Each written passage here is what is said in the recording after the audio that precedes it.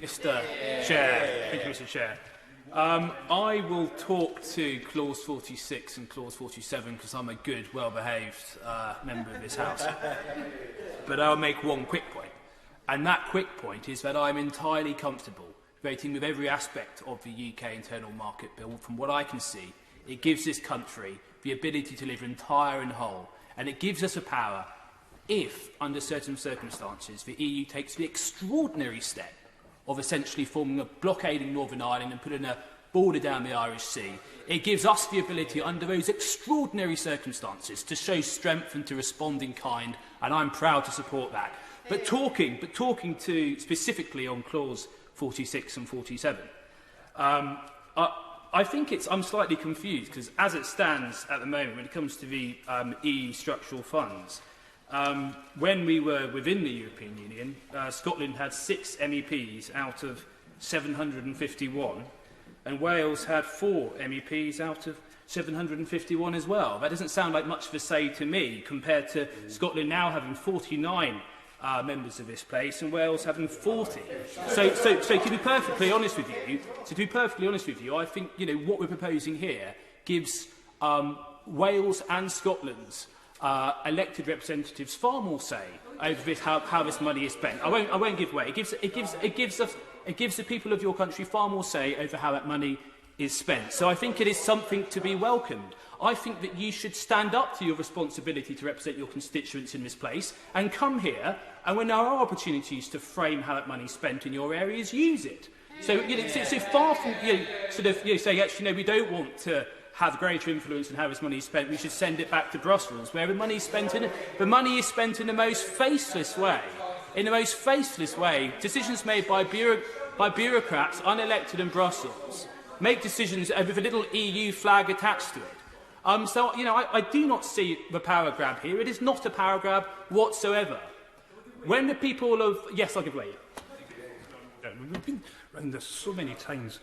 The devolved powers are the responsibility of the Scottish Government, and it's up to them to place the funding priorities on this. But I was interested in something you said there about Scotland having 6 MEPs. How many does he think we get when we become an independent nation? Think Denmark. Yeah. Well, I think we're talking specifically about Clause 46 and Clause 47. We're talking specifically about this money.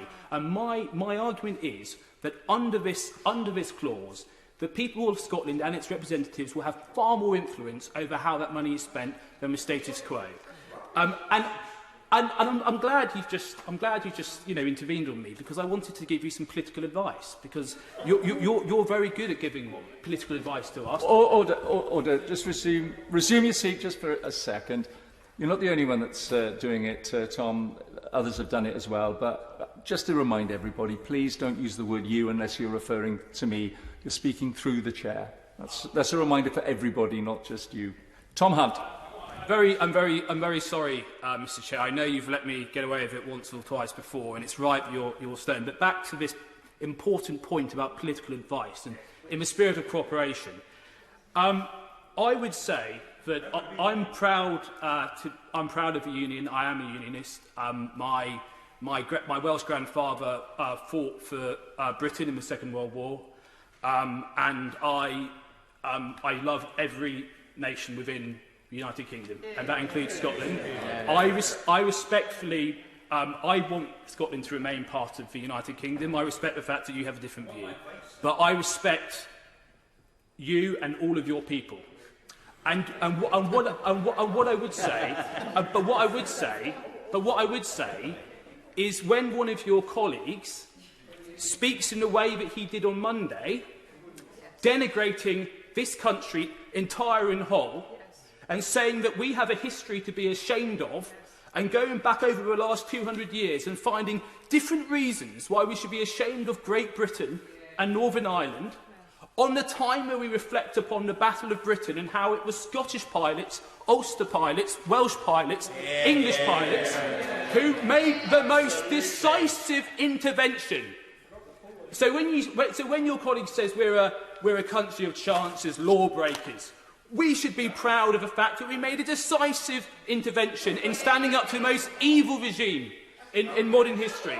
So I would say reflect upon that. So when I talk to Clause 46 and Clause 47, which I'll go back to doing now, I don't see a power grab. I see a greater opportunity for the people of Scotland and Wales and Northern Ireland, and also for the people of England and the constituency that I represent, because we've all got crazy examples of how these structural funds have been spent in the past. But, each constituency will have one.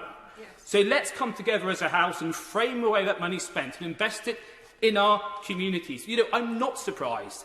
I'm not surprised that the Labour Party have taken a position here which to me seems to be slightly contrary to be supporting the Union, because we know that when it comes to mocking the St George's flag, we know that when it comes to that, there are members on the opposite bench who have no problem doing that.